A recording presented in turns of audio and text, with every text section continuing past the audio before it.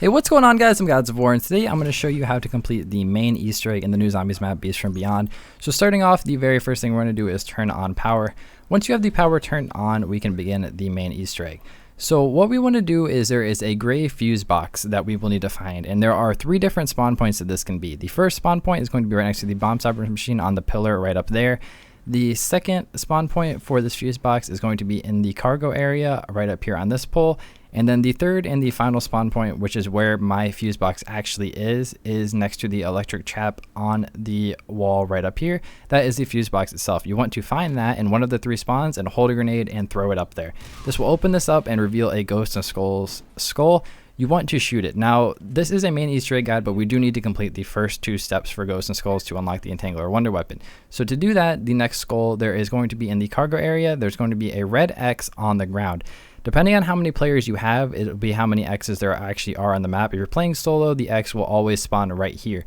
What you want to do is have all players stand on the X, and it will spawn a Ghost and Skulls skull in the middle. All you need to do is defend from zombies and not step off of the X. It takes 1 minute, and right when the skull rises all the way to the top after the minute, you want to watch where it shoots to. The skull will shoot in any direction, and what you need to do is find where that skull went, and this is timed. So what you want to do is run after the skull after you see where it launches to, after standing on the green circle for a minute, and jump and pick it up. It's always in a jump spot. So once you have that second skull, this will unlock the Entangler Wonder Weapon, and all you need to do is go over here, hold square, you can pick it up. It does not take a weapon slot. It actually is left on the D-pad, so just pick that up, and we will need that for a future step. Once you have the Entangler, we will be needing to find 4 floppy disks.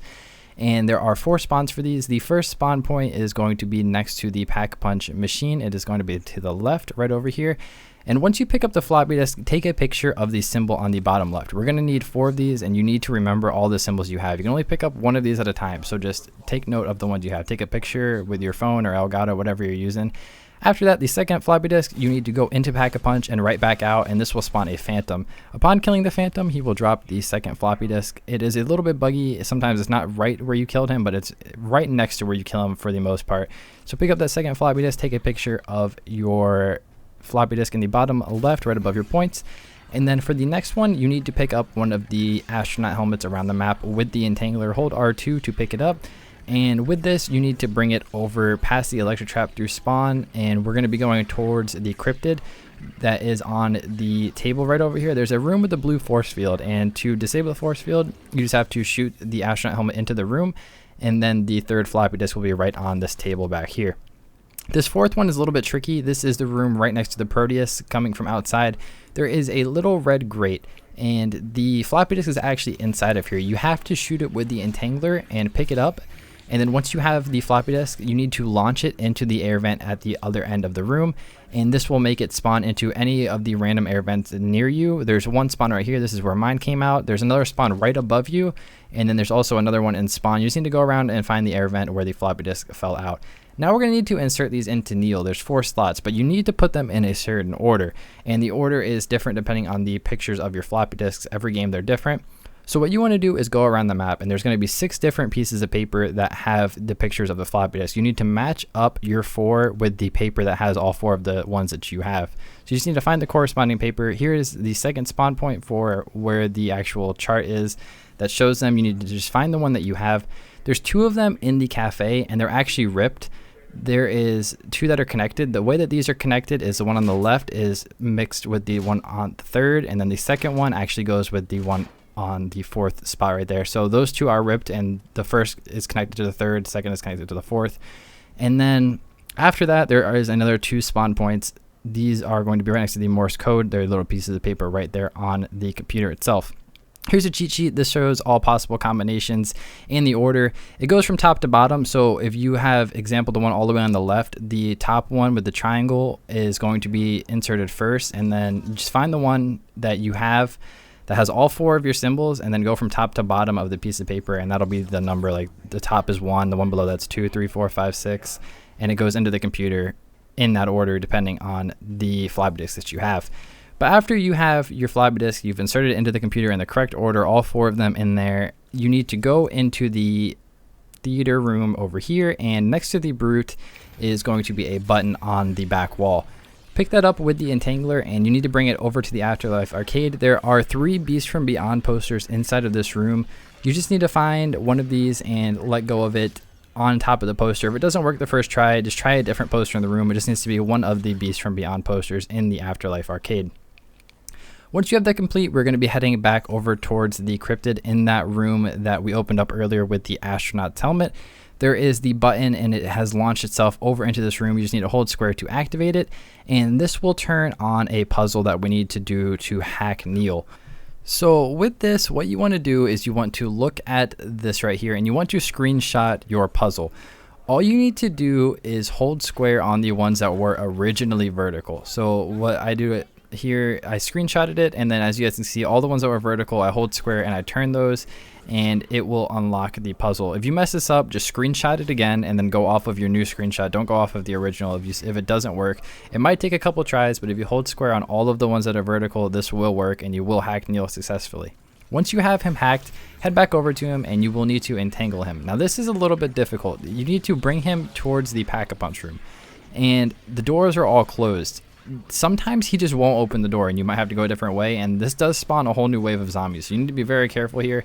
It gets a little bit tricky. What I found to work is if I back up towards the door, he tends to open it more, but this is just very iffy if he'll open the door or not. But just bring him over towards the Pack-a-Punch area, walk him in here, and then once he's in here, just put him on this little computer monitor right over here just by letting go. If you mess this up, he will nuke the round and you will need to either complete the puzzle again or do this again at the beginning of the next round. Either way, just bring him into the Pack-a-Punch room and this will start the boss fight. So to go into the boss fight, you just hold square on Neil. I would very highly recommend double Pack-a-Punching the Kendall and getting the VPR double Pack-a-Punch as well. It makes this boss fight a lot easier, and this boss fight can be hard, especially in solo. It's a little bit easier in co-op, but once you're ready to go into the boss fight, you just hold square on him and we are in. There is an infinite ammo crate in here as well, so you can just keep picking up ammo. So for the boss fight, the very first thing that's going to happen is there's going to be a laser, and it's going to open the container and reveal a Rhino. There's going to be 4 Rhinos in total that you'll need to kill. If you have the VPR double Pack-a-Punch though, this is very easy. You just shoot him a couple times, dodge his first attack, and you will be able to kill him 99% of the time very easily before he can even turn around. So what you want to do is just shoot these Rhinos.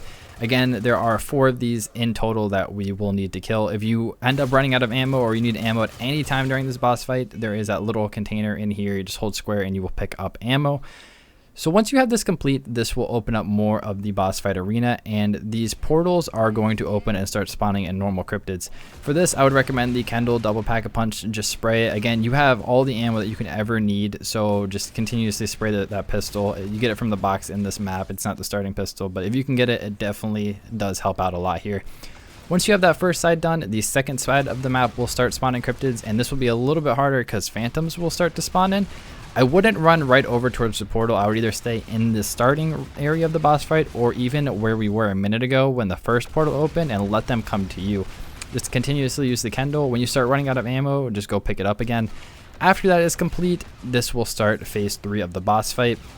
And this is when it gets a little bit crazy. There is a laser on top of the map that will start to shoot at you, so you cannot stay in one spot of the map anymore. I would run around the borders of this. I wouldn't go towards the center. And there's also going to be Rhinos that start spawning in. What we need to do is continuously kill the cryptids until the computer terminals around the map turn on. They'll turn on green, and there will be, depending on how many players you have, there'll be more. So if you're playing solo, there's actually 3. But if you're playing like 4-player, there will be 4 of these. And all you need to do is wait for all of them to turn on, and then you need to hold square on the computer terminals one at a time, very, very quickly in succession, and this will end this part of the boss fight and start the next portion. So just wait till all of the terminals are on, hold square, and turn them all off. If you're playing co-op, you have to do this quick. Everybody has to be at a different one.